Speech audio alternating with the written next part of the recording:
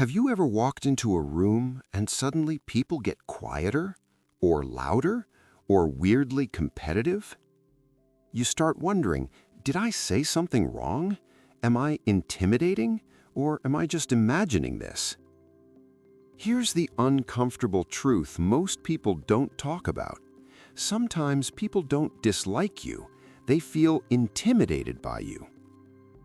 Not because you're arrogant, not because you're trying to dominate the room, but because your presence quietly triggers their insecurities. Today, we're breaking down 9 subtle signs someone feels intimidated by you, the kind of signs no one warns you about, and the kind that change how you see yourself once you notice them. Grab your cup of tea, this one gets uncomfortably real. As we go through these, notice what resonates, not to judge yourself, but to understand the social dynamics playing out around you. Number 1, they talk over you or suddenly go silent. The first sign is subtle, and it confuses a lot of people. Someone who feels intimidated by you often reacts in one of 2 extreme ways. They either dominate the conversation or they shut down completely. Talking over you isn't confidence, it's a defense mechanism. They're trying to reclaim psychological space to prove they still belong in the room. And silence? That's not disinterest, that's self-protection. Your presence makes them hyper-aware of themselves, their intelligence, their status, their worth. So instead of meeting you where you are, they either compete or retreat.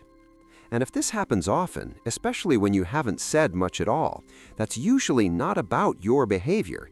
It's about what your presence represents to them. Number 2, they constantly try to one-up you. Someone who feels intimidated by you may turn everything into a competition. You share a small win, they share a bigger one. You mention a struggle, they've struggled more and survived harder. This isn't confidence, it's comparison anxiety. When your presence makes someone question their own value, they try to restore balance by outperforming you, at least verbally. They're not trying to connect, they're trying to catch up. And the giveaway? They escalate when you stay calm, because your lack of competition threatens the hierarchy they're desperately trying to protect. Number 3 is they subtly undermine you, then act supportive. They compliment you, but something about it feels off. It's praise with a condition, like, "You're really smart for someone who didn't go to college," or "I could never do what you do, I'd be too scared." On the surface, it sounds supportive, but underneath, it's a quiet attempt to shrink you. This happens when admiration and intimidation collide. They don't want to attack you, but they don't want to feel smaller next to you either. So they soften the threat by subtly lowering your perceived status. And if you notice this pattern repeating, especially from people who smile the most, trust that discomfort. Number 4, they minimize your achievements or change the subject. When someone feels intimidated by you, they often struggle to sit with your success.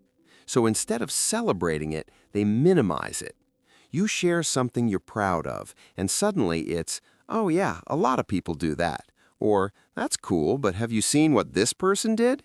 And sometimes they just change the subject entirely.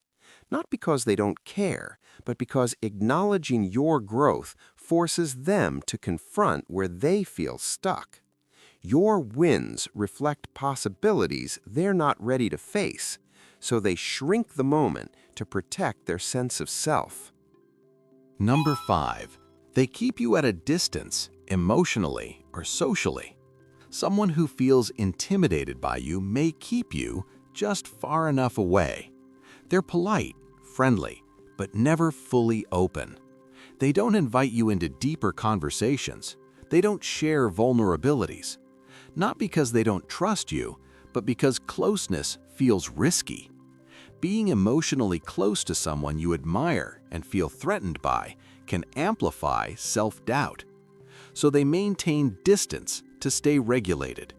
And if you've ever felt like people keep you at arm's length without clear reasons, this might explain why. Number 6. They try to correct you even when you're right. Someone who feels intimidated by you may constantly correct you, not aggressively, not obviously, but just enough to reassert authority. They interrupt to add context. They rephrase what you just said louder. Even when you're right, they need to be more right, because letting your competence stand unchallenged feels like losing status. So they micromanage conversations, facts, even your tone. It's not about accuracy, it's about positioning. Number 7. They criticize you for being too much or too confident. They tell you you're too intense, too confident, too opinionated. But notice, they're not saying you're wrong, they're saying you're visible. Confidence threatens people who survive by staying small. So instead of growing, they try to shrink you. They frame it as feedback, but it's really a request for you to dim your presence so they don't have to confront their discomfort.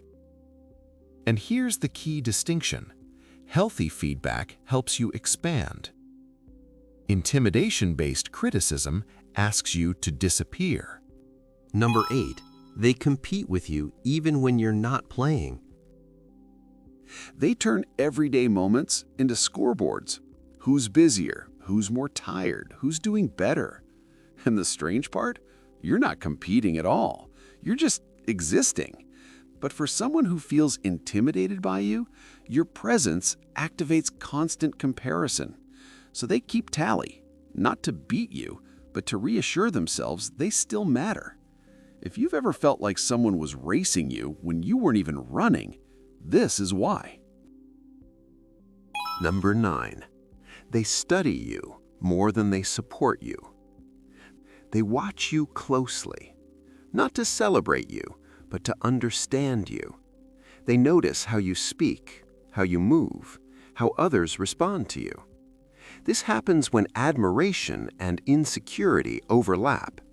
You've become a reference point, not because you asked to be, but because something about you represents possibility, and that can feel threatening to someone who's afraid of their own potential. If you recognized yourself in this video, here's the truth most people never tell you. Being intimidating isn't about dominance. It's often about clarity, self-trust, and presence. You don't need to shrink. You don't need to explain yourself. You just need to stay grounded. If this gave you clarity, share it with someone who needs it, and tell us in the comments which sign hit the hardest. This is Clarity with a Cup of Tea. We'll see you next time.